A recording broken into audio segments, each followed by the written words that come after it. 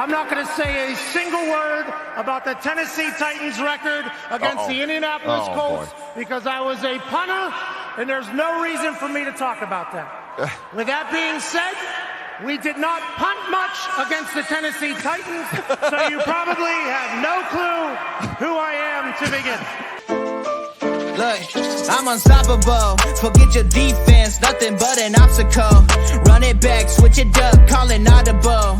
Serving up them Hail Marys till the game over with the showstopper. So hot, you gotta blow on it. I said I'll huff and I'll puff, then I'll pass to my left while I'm looking to my right. Hit him right in the chest. It be looking like magic. Better give me the throne. I ain't talking about Patrick, but I rep my home. I'm never at the end of my zone. I'm bad to the bone. Eating up these pig skins like they chicharrones. And you a douche cabron. Mira, mira at the mirror on the wall. I'm the greatest of them all. They gon' put me in the hall. Your name is only written in a bathroom stall. Quit your stalling and make a play. My drive too long. Pop the clutch, I don't pump the brakes. I know what it takes to gain the muscle, get rugged. These butterfingers be fumbling. Squash the scrimmage and rub it in Robitussin. How I give them concussion. They see in double, they rushing and pass the shovel. The dirt and rubble, I bury them under it. Stay in your huddle and get 10 yards back. Never turn your back. I'ma pull your flag. I go full contact. Out punch, out kick like a shotgun. All right. We're going to wait for a few more people to hop in the meantime, no matter what platform you're watching from, make sure that you comment, make sure that you like, share, all that good stuff. And yeah, we'll be getting started soon.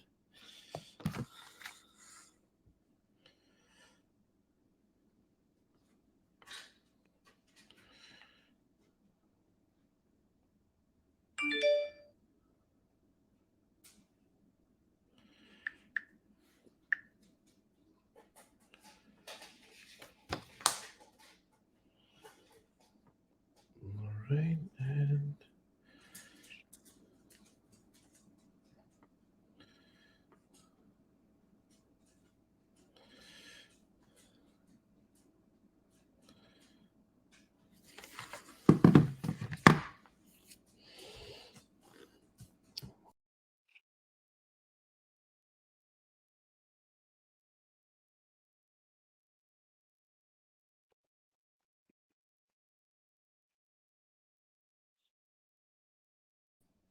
not sure what happened, but that was weird.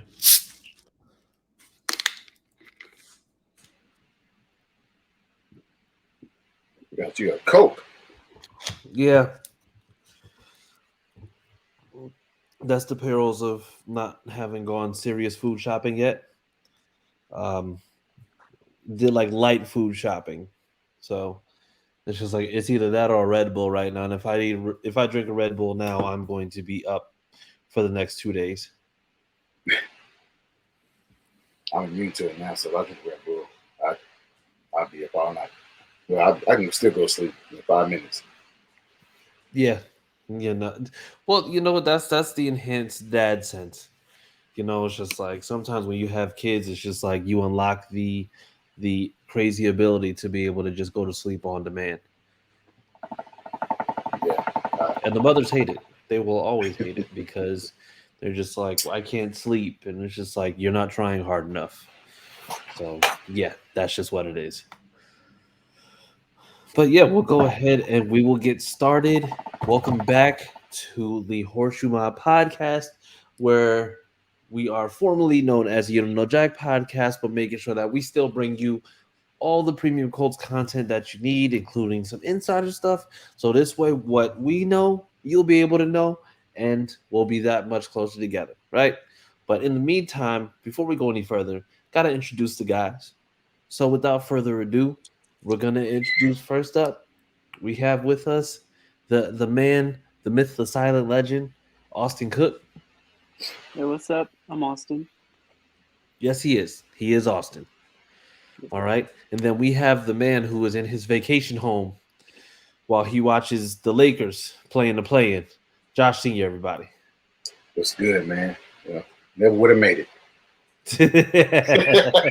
That's what we're going with? Yeah, never would have made it. That's all I can say, man. You know. All right, and I'm Chris Jackson. That's a tough act to follow right there. I can't even do anything about that. But yeah, man. So yeah, we're Doug. How you fellas feeling? How's everything going? Yeah, I'm feeling pretty good. Yeah, All right, same all here. right. Hey, well, listen, it's another week closer to actually being able to truly break out of this whole, no football thing right now because we got the draft coming up in 2 weeks. But in the meantime, everything speculation, all that good stuff, that's still going on. But we've got some stuff that's been happening. Something major that actually did happen over the weekend that we saw is the Ravens finally made a move at wide receiver, and they signed Odell Beckham Jr. to a 1-year, $18 million contract with $15 million of that guaranteed. Yeah. Now, first and foremost, overpaid or did they pay just enough?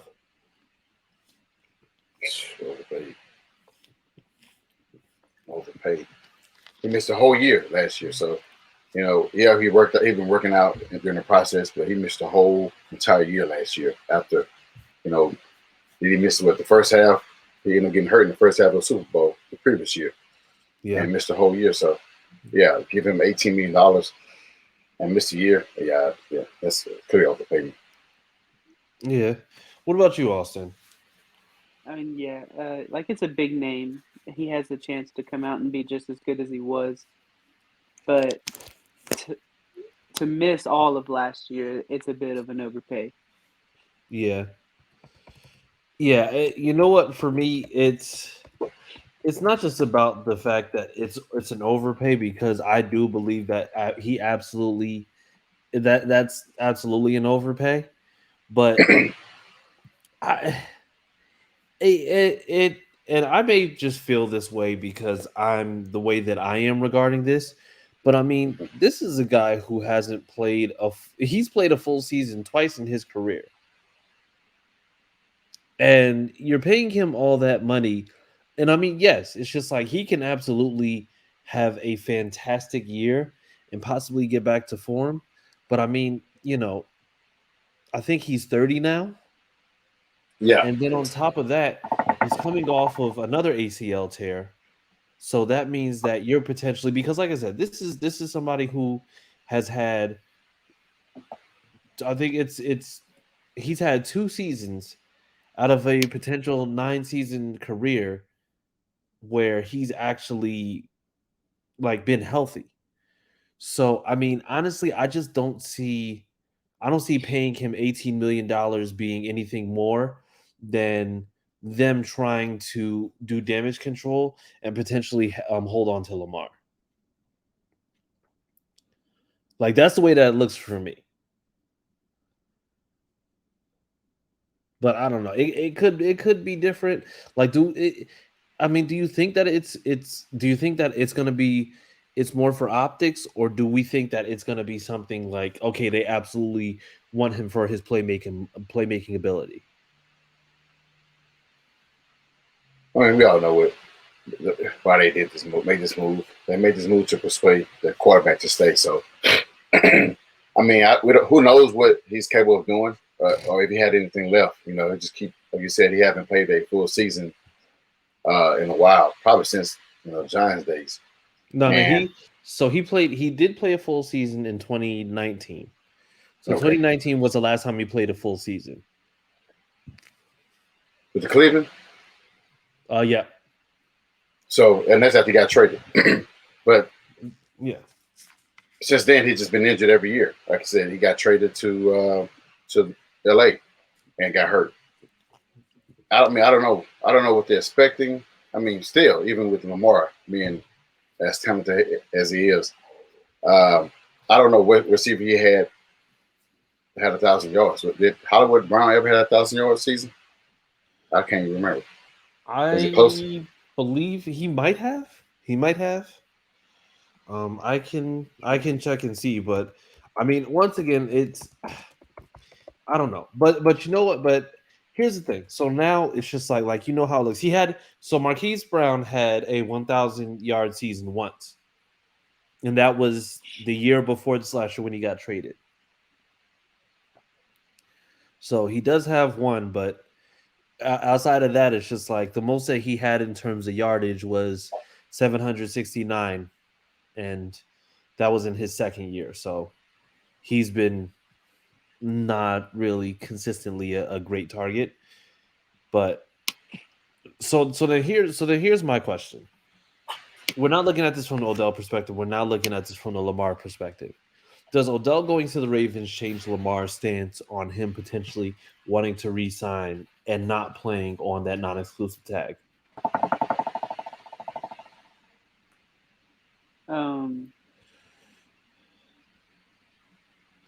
I think yes. I just feel like he's going to go back there. Whether it's just signing that for this year and then again next year in the same situation, because like they just signed Odell to 1 year, so he might just be there for one year. But I think it did change some. Okay. What about you, Josh? Yeah, it definitely changed because I mean all the rumors came out that Lamar was that he was the one that recruited him to Baltimore. So yeah, it changed a lot. You know, why would you recruit a receiver to your team and you're leaving? It wouldn't make sense at all. And then they went partying in Miami. So yeah, he's most likely staying. No, he brought him in for Huntley to have a receiver. Well, I mean, he'd pretty much have to if that's the case. Like, but you know what? It's like the thing that drives me crazy about this whole entire situation is if like you're looking at it and you're looking at the way that the way that this goes. Because the thing is, I think ultimately at the end of the day, you don't want to pay Lamar because he's frequently hurt, dealing with stuff that he's dealing with. But then you go and get a wide receiver who's frequently hurt. And I mean, I Yeah, know Odell, like we know Odell with the brand, the just him with the personality and how he is in terms of him being animated. But there's no way that you go out there. Now the thing is, if they would have traded for D Hop, yeah, if they would have traded for D Hop, I would have said, okay, yeah, absolutely, Lamar is going to stay. But the thing is, this Odell thing is more so of it's like it's to me, it's like it's trying to stitch an open wound together with yarn. It's like you're not going to really control the bleeding. I mean, you might slow it down a little bit, but it just doesn't make sense.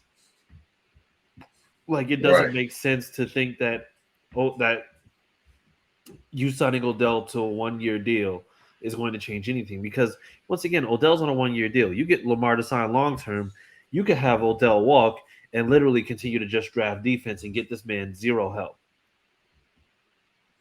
Yeah. it's the idea though. It's the idea of him coming and Lamar recruiting him there. Lamar can stay there for that, for the tender for 32 million, and I guess ball out, and they have no choice but to resign him to a longer deal and get the max that he's requesting. Yeah. Yeah, I mean that's true too.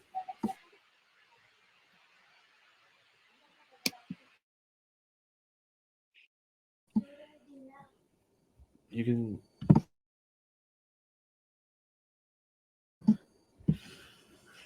yeah, so I don't like the because the thing is once again, you have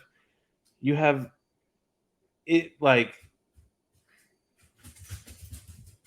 if I'm looking at Odell, there's no way, like, mind you, I'm sure he's a homie. I'm sure he's fun to play with, fun to be around. But let's also not forget that Odell is not. I don't think Odell's going to get that man to play on $32 million tag this year, even though it's fully guaranteed. But you're not going to get him to play on a fully guaranteed tag, potentially be thrown to the wolves, and then that's just going to be it. Like I don't see it. I just don't see it. But moving on to I'm going to say some more important things. So today, the team officially met with Shane Steichen for the first time. He sat in. He basically sat down with all the players, starters, backups, practice squad guys, and he had a chance to speak with everybody. They had I'm gonna say it's just like he was very, he came with energy. He came with accountability.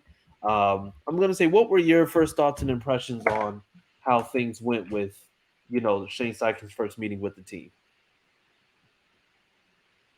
Yeah, I'm excited to see what he can do as a first-time head coach, a younger head coach, and just seeing him meet with the team. I feel like everybody's locked in. Everybody is going to like. It's just gonna. I feel like it's gonna be a pretty good year. Maybe not a great year, but I just feel like things are on the come up for us with him coming in. Yeah, yeah. What about you, Josh? Because I know it's just like you were online, and there were some people saying some absolutely god awful nonsense. But I mean, what was your impression of what you saw? Yeah, let's speak on the tweet that you saw me respond to, which was a false narrative of the players not being engaged, or they didn't look attentive. They looked like they was out of sync as he was speaking, but that's not true.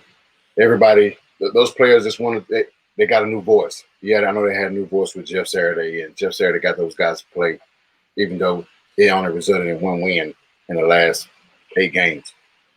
And they heard from Frank Wright, and he was seeing like he was more of a teacher, but uh, Frank was not Frank. Shane Steichen was giving them everything they needed. He was the voice. He was the voice of the team. He let them know that it's not about the head coaches. It's not about the players. It's about the team. And in order for the team to move forward, we got to play together. We got to be, Yeah, like I said, how do we beat our opponent? How can we be better than our opponent? And stuff like that. He was just giving them all the insight, and pretty much giving them the what was instilled in Philly. Play hard with the guy next to you. It's not about self stats. It's not about who has the most money. It's not about the outside noise. And he was giving them that, and they was listening. You can tell that they was listening and getting that new vibe, getting that new voice, and yeah, it's always good. And I loved it. Like I said, that's my coach. That's my coach. yeah. And you know what? It's and kind of going back to that one tweet, because there was a tweet from the guy William Kozlowski. He just said the Colts players look checked out and uninvolved with Shane Steichen's speech. I'm sure they heard Frank Wright give a similar speech 100 times before Jeff Saturday took his place for 8 weeks. Poor Shane Steichen. Yeah, you got And it. it immediately, I didn't see that. I mean, if guys are checked out, they're not really looking to hear what this man has to say. But at the same time, I think that all those players in that room know that they had to deal with adversity, whether it be team adversity, personal adversity, but you know what you had to deal with when it came to, last year. Last year was an absolute train wreck. And there's no way possible that you come into this year just saying, oh, well, I don't want to hear what this person has to say, because at the end of the day, Frank Wright couldn't get it done. Jeff Saturday couldn't get it done. And this team couldn't get it done. I mean, we can applaud the defense for being as good as they were, but at the same time, we like we just weren't good. We weren't good enough to really just secure any type of wins or anything on that line. So, I mean, it's going to be very different in terms of how they go about this. But before we go any further, I do want to address, because we had comments come in. It said, "Would you guys be subjective to trading down to get an O lineman and go after Hooker with our first, second round pick?"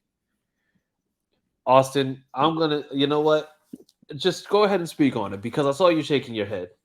Just go ahead. How would you be okay with that idea, Austin? I would be ecstatic to get Hendon Hooker on this team.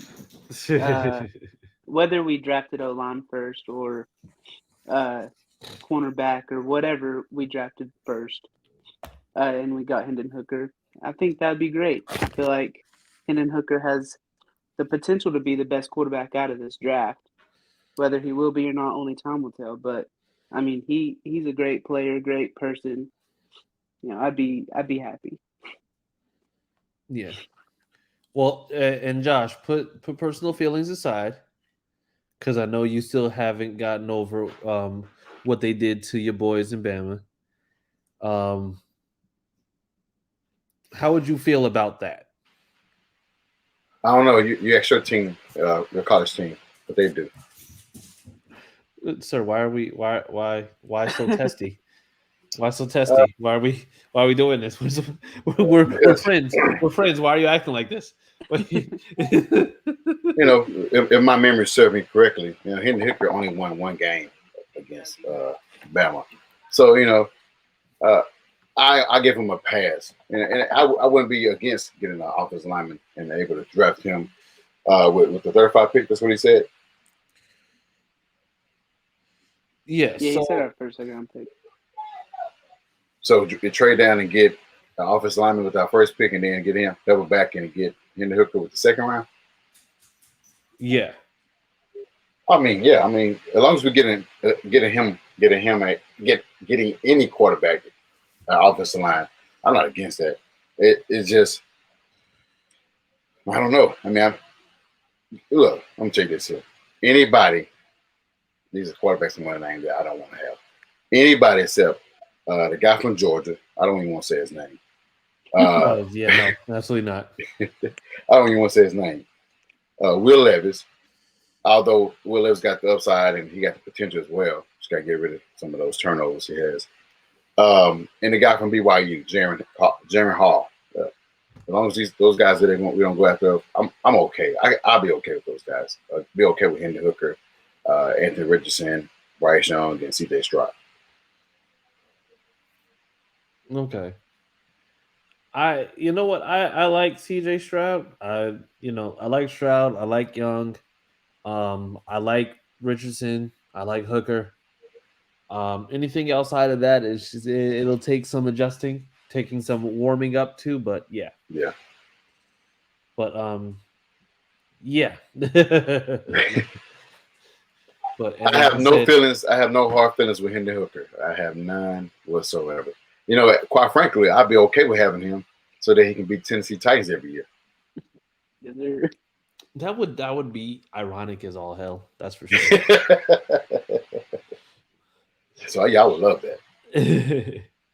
And then speaking of going into QB visits, so we know that Will Levis met with the Colts last week. I think they have CJ Stroud is set to visit this week. I'm gonna say it's. Where do you think that the Colts are going when it comes to these visits? Because it's just like you've seen people be at the pro days, you've seen like they actually had the combine where you get to watch them live. Like what is the actual like what do we think that we're still bringing them in for? Like, do you think they have an idea of exactly what's supposed to happen or what they think is going to happen, or are they just pretty much just still doing due diligence?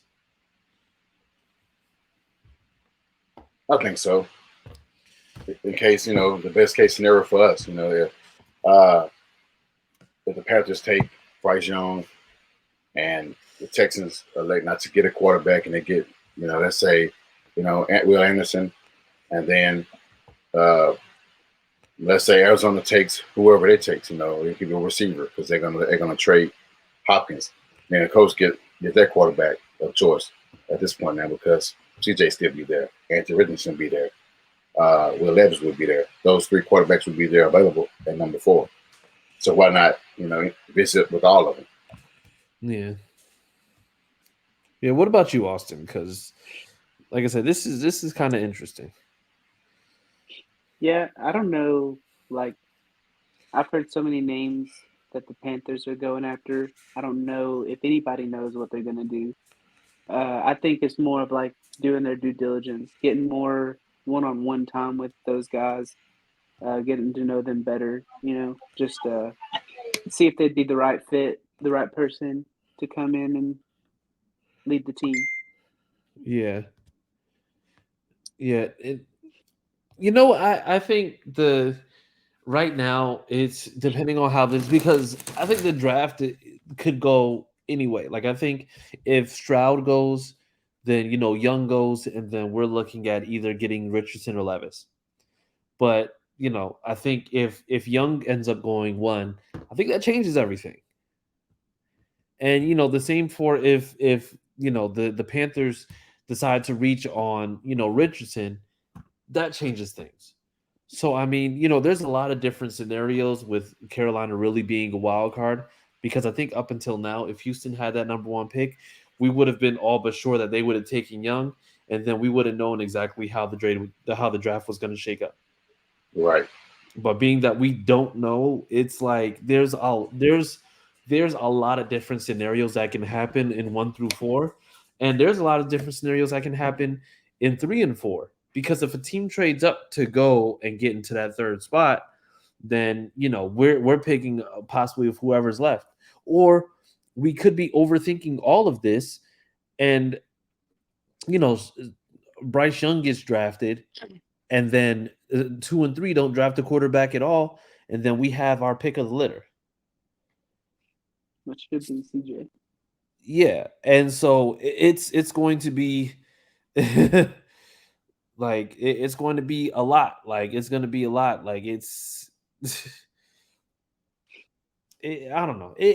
I think we're just dealing with a lot of smoke, a lot of smoke and mirrors for the most part.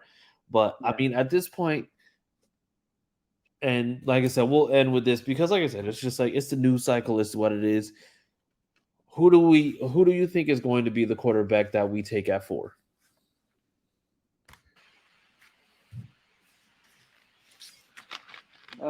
I'm gonna say I'm gonna stick with Anthony Richardson for now. Richardson? Okay. What about you, Josh? Who's the quarterback that we're going to be taking at 4? Last week I said Anthony Richardson. This week I'm going to say Anthony Richardson. Yes. All right. And I think that's pretty much where it's headed. I don't know. It's just like I see Steichen getting his Richardson, getting somebody who's going to be that athletic, got the big arm and all that good stuff. So I think I think that's where we're at right now. But we might be a little bit different. But with that being said, guys, like I said, I know it's not as long as normal episodes, but once again, ain't nothing happening right now. Okay. So let's just, but we will be back next week. We will be doing our panel. I know we said we are going to be doing the panel this week, but we just had some things happening with, Steichen meeting with the team, which we knew we had to address. So we definitely will be having our panel next week. And then draft week after that. Draft. Yep. Yes. I'm ready. So, yep. So, other than that, guys, where can the people find you on social media? Yeah, you can find me on Twitter at CookieAustin2. Cookie Austin. All right. See, I'm better now. All right. And what about you, Josh? You can find me laughing at Chris because the Kings made the playoffs and his Bulls didn't play in. Hey, 2 for 2. 2 for 2. No. 2 for 2. Okay. Listen, we can't all be big winners out here. You know what I'm saying? I can. Since I'm a bandwagon fan, everybody want to mention. Well, because you are. Yeah. Next year I might like, the team they win the finals. You never know. You might, because it won't be the Lakers. You can find me on Twitter at I am Josh Singer. You can find me on Twitter at CJ Colts fan. Like I said, make sure that you like, comment, share. We're on Spotify, Apple Music, wherever you stream music, we are there. So definitely make sure that you check us out. Other than that, people, have a great rest of your week. Stay warm, stay cool wherever you're at. This weather is crazy out here, but either way, make sure it's all good. And always, always, always remember that Sam loves Jalen Ramsey.